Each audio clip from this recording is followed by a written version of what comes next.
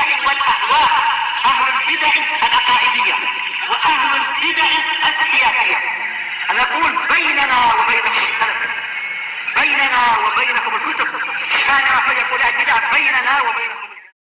Bismillahirrahmanirrahim.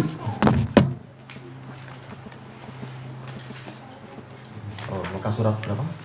Buku surat 8. Baik. Qala Syekhul Islam rahimahullahu taala wa tanbihu ala dalilil fasil bainal aqawil, yaitu ketentuan-ketentuan dan peringatan tentang apa? Dalil yang memisahkan di antara pendapat-pendapat. Karena kalau kita asal membuka kitab tafsir, boleh jadi kita akan lihat perselisihan yang banyak yang dinukilkan oleh misalkan oleh Imam At-Tabari. Maka kalau kita tidak memiliki pondasi yang kuat, kita akan mengalami kebingungan pendapat mana yang betul ini. Maka perlu untuk kita memiliki pondasi yang kuat, tahu mana yang paling sesuai dengan dalil. Qala Syekh Ibnu Utsaimin rahimahullah wa tanbihu 'ala dalil al-fasili bainal aqawil. Ad-dalil aqliyun am naqli, dalil itu dalil akal ataukah dalil penukilan, yaitu Al-Quran dan Sunnah. Naqliyun wa aqliyun aidan, yaitu dalil naqli dan juga dalil akli. Li'annana yajibu an na'tabira dalilal aql fil Quran ma lam yukhalifil manqul, karena kita memang harus memandang dalil akal di dalam masalah di dalam Al-Quran selama tidak berselisih dengan yang mangkul, yaitu yang diriwayatkan dari Allah dan Rasulnya. Wa illa, jika tidak demikian, fal aqlu la syakka anna lahu madkhalan kabiran fi fahmil Quran. Tidak ada keraguan, akal itu memiliki daya masuk yang besar, memiliki kontribusi yang besar di dalam memahami Al-Quran. Iya, karena apa? Allah Ta'ala sendiri telah mengatakan, afala yatadabburunal Quran am ala qulubin aqfaluha. Apakah mereka tidak mempelajari Al-Quran dan merenungkannya, ataukah di dalam hati mereka itu telah tertutup? Menunjukkan apa? Orang yang akalnya baik, dia akan mampu memahami apa yang Allah inginkan. Makanya sekian banyak ayat mengatakan afala taqilun. Apakah kalian tidak mau memikirkan ini? Fama lihaula'il qaumi la yakaduna yafqahuna haditsa. Kenapa kaum munafikun itu hampir-hampir tidak memahami pembicaraan? Itu menunjukkan memang akal itu sangat dituntut di sini untuk memahami Al-Quran. Tapi akal yang mana? Akal yang telah dibimbing oleh hadis dan Al-Quran dan hadis itu sendiri, tahu kaidah yang betul dalam masalah ini, tahu bagaimana cara mengambil faedah di sini, tidak sembarangan. Tayyib, wa lihadza ya'muruna Allahu azza wa jalla bitafakkur. Karena itulah Allah azza wa jalla memerintahkan kita untuk berpikir, tafakkur, wazan tafaul, yaitu artinya adalah tolak, mencari pikiran, menunjukkan ini akal sangat diperlukan di sini. Makanya yang tidak berakal, dia tidak akan mampu memahami Al-Quran.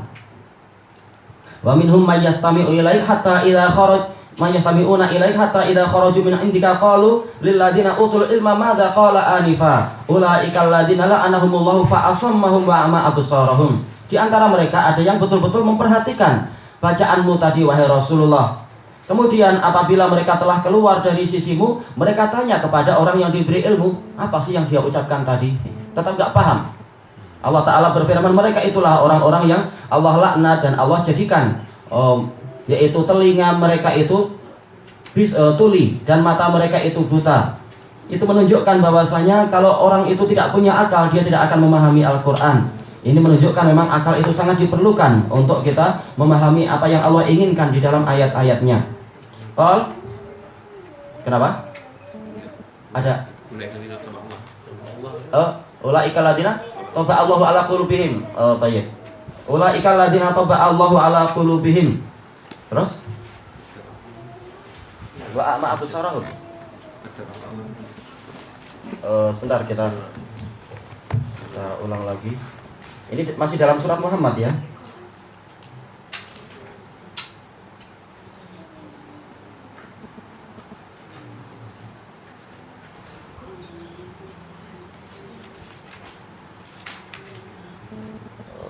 Siapa yang sudah menemukan dulu ya?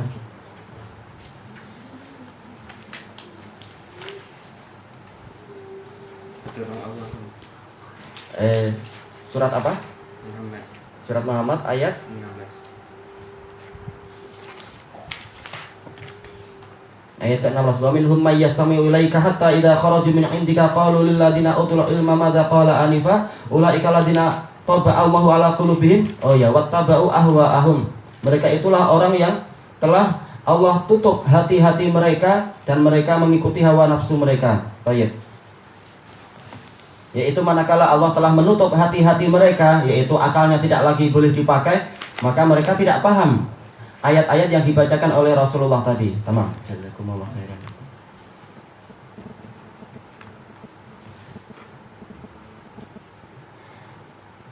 Baik. Qal bal inna tadabbura fi qawlihi afala liyadabbaru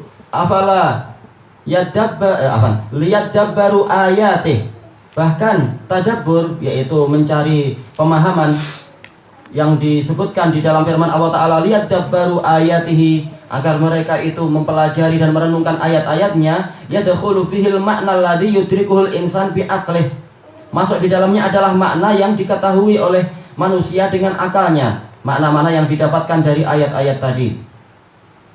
Baik, qala Syekhul Islam fa innal kutubal musannafah fit tafsir mashhunatun bil ghasi was samin.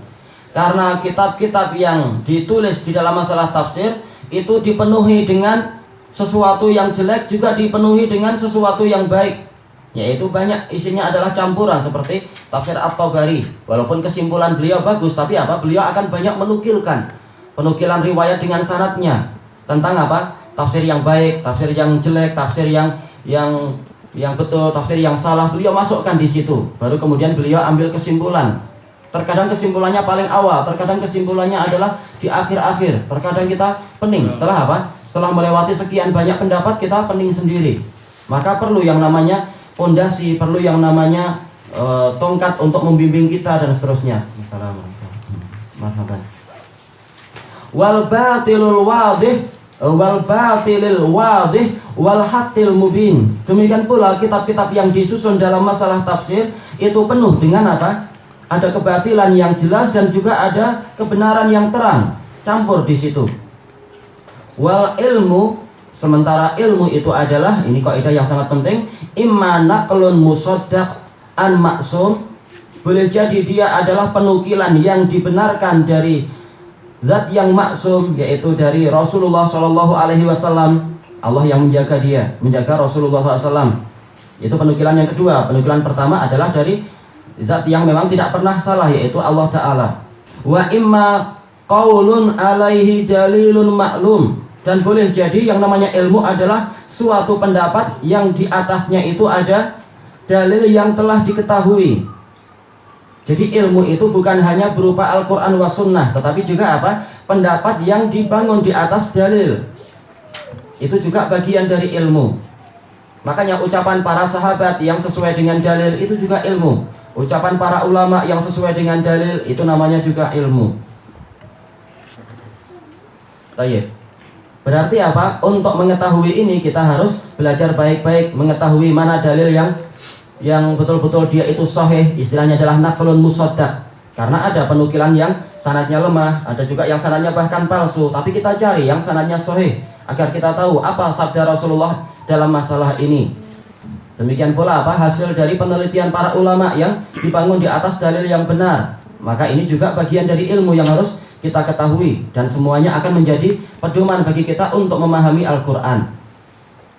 Qala Syekh Ibnu Utsaimin rahimahullah, al-ilmul haqiqi, ilmu yang sebenarnya, ilmu yang hakiki, sebenar, huwa imma naqlun musaddaq an maksum. Boleh jadi berupa penukilan yang dibenarkan dari yang maksum. Wa huwa Rasulullah sallallahu alaihi wasallam, yaitu Rasulullah sallallahu alaihi wasallam. Wa imma qaulun alaihi dalilun maklum. Dan boleh jadi yang namanya ilmu hakiki adalah apa?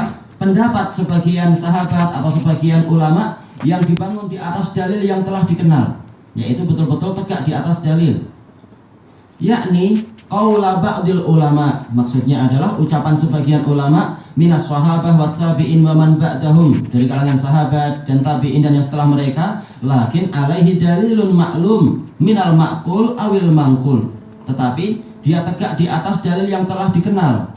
Dari apa? Dari sesuatu yang memang masuk akal atau sesuatu yang dia itu dinukilkan dari Allah dan Rasulnya, ya itu semua adalah bagian dari ilmu. Walihada nusbitu dalilal qiyas wa huwa minad dalilil aqli. Karena itulah kita menetapkan adanya dalil qiyas, dan ini adalah dalil akal. Dan ini adalah pendapat kebanyakan ulama, pendapat imam yang 4. Adapun yang menyelisihinya adalah siapa? Yaitu kelompok Zahiriyah mengatakan qiyas itu tidak ada. Yang betul qiyas ada dalam Al-Qur'an contohnya, ada di dalam sunnah contoh-contoh qiyas dan seterusnya. Idzan hadhihi yanbaghi an naj'alaha qaidah. Jika demikian, yaitu karena itulah maka kita harus menjadikan ini sebagai suatu kaidah, sebagai ketentuan umum. Bihaitsu yuqal, yaitu ditanyakan ma huwal ilmul haqiqi. Ada pertanyaan, ilmu yang sebenar itu apa? Fayuqal kadza wa kadza. Maka kita jawab, yaitu 2 jenis ini tadi. Tadau alaihi syurutatan au tadau isyarah, yaitu engkau meletakkan garis di sini. Ya ini penting, kita kasih garis, itulah ilmu yang sebenar. Atau engkau meletakkan isyarat, ini adalah ketentuan yang penting dari kalam Syekhul Islam, itulah ilmu. Tayyib, tutali'u tufakir, yaitu engkau menelaah dan kemudian engkau memikirkan. Summa tangkul, kemudian apa? Engkau menukilkan ini. Mithla hadhil qawaid wa dhawabitil azimah, engkau menukilkan ketentuan-ketentuan semacam ini dan juga dhawabit, yaitu definisi-definisi yang agung. Ya kita akan sangat penting di dalam menulis, juga penting di dalam masalah ceramah, dalam masalah khutbah dan lain-lain, yaitu kita sebutkan definisi ini apa agar orang paham, dan juga apa syaratnya bagaimana dan seterusnya. Baik, sebagaimana dijelaskan oleh Syekh As-Sa'di di dalam kitab yang lain, termasuk apa perkara yang akan menyebabkan, akan membantu pelajar itu naik ke derajat ijtihad yang tinggi, diantaranya adalah apa? Dia paham yang namanya definisi-definisi itu. Juga dia paham mana yang yaitu syarat-syarat dari suatu permasalahan, dan dia paham yaitu ijma. Setiap kali kita mendapatkan kalam ulama ada ijma dalam masalah ini, maka kita tulis. Kalau kita lihat memang ini adalah ijma yang mundhabit, bukan dikatakan ijma ternyata bukan. Tapi kita lihat memang ini adalah ijma, maka ini penting untuk kita catat, kita bukukan, suatu saat kita nukilkan. Ini ketentuan-ketentuan yang sangat penting menjadi senjata kita. Baik. Wa ma siwa dzalik, kata Syekhul Islam, wa ma siwa dzalika fa imma muzayyafun mardud. Adapun yang selain ini, selain penukilan yang benar dari Rasulullah dan ilmu yang telah dibangun dari ucapan yang tegak di atas dalil, maka selain ini semua adalah muzayyafun mardud, yaitu suatu pendapat yang palsu dan dia itu tertolak. Orang membuat ketentuan begini padahal itu adalah ketentuan yang salah, tidak dibangun di atas dalil atau tidak dibangun di atas sabda Rasulullah dan seterusnya. Wa imma mauqufun la yu'lam annahu bahrajun wala mangqut, atau kita hentikan dia mauquf. Kita masih ragu ini jenis yang mana ucapan ini. Boleh jadi dia adalah bahraj, yaitu sesuatu, yaitu uang palsu kalau itu adalah uang. Wala mangqut, yaitu tidak diketahui apakah dia adalah uang yang asli. Yang tidak jelas maka jangan digunakan untuk jual beli. Sebagaimana pendapat yang kita belum tahu benar salahnya, jangan digunakan sebagai suatu patokan atau sebagai suatu pondasi yang muktamad. Cari sesuatu yang jelas. Qala Syekh Ibnu Utsaimin, al-muallif rahimahullah istamala saja fi hadzal kalam. Syekhul Islam sang penulis rahimahullah menggunakan saja di dalam ucapan ini. Belakangnya ada wawu dan dal. Wasaja idza lam yakun mutakallafa fa innahu la syakka yuzayyinul kalam. Saja kalau tidak yaitu memberatkan diri, tidak dibuat-buat, maka ini tidak ada keraguan, dia akan memperindah ucapan. Wa yuhabbibu lin nafas, dan menjadikan hati itu cinta, menjadikan jiwa kita menyukai kalimat semacam ini. Walihada yaqau ahyanan fi kalamir Rasul alaihi salatu wassalam, karena itulah terkadang ini terjadi di kalam Nabi sallallahu alaihi wasallam, kalamnya berupa sajak, seperti hadis yang sangat agung, hadis yang terakhir di Sahih Bukhari itu. Apa itu? Kalimatani khafifatani alal lisan saqilatani fil mizan habibatani ilar rahman. Nah, ini adalah sajak, pola-pola semacam itu. Nah, baru kemudian Rasulullah menjelaskan subhanallah wa bihamdi subhanallahil azim. Tayyib. Fal aqsam hina idzin salasah.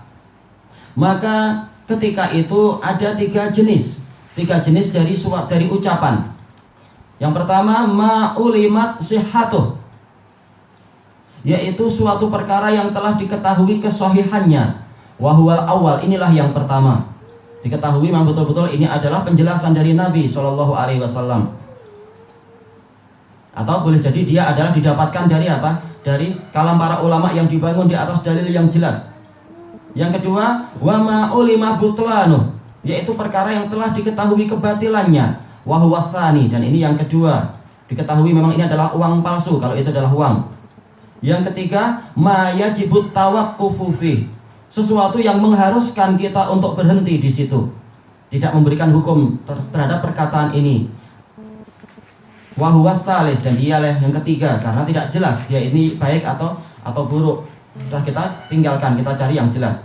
Li'annana la na'lamu hal huwa minan naqlil musaddaq an ma'sum wa hal huwa minal qawlil ladzi alaihi dalilun ma'lum au na'lamu annahu muzayyaf wa mardud.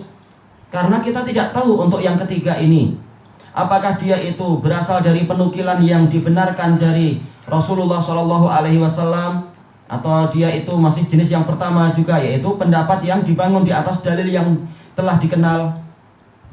Atau kita tahu bahwasanya dia itu, yaitu kita tidak tahu bahwasanya dia adalah suatu pendapat yang palsu dan tertolak. Au ma na'lamu hadza wala hadza, atau kita nggak tahu ini ataupun yang itu.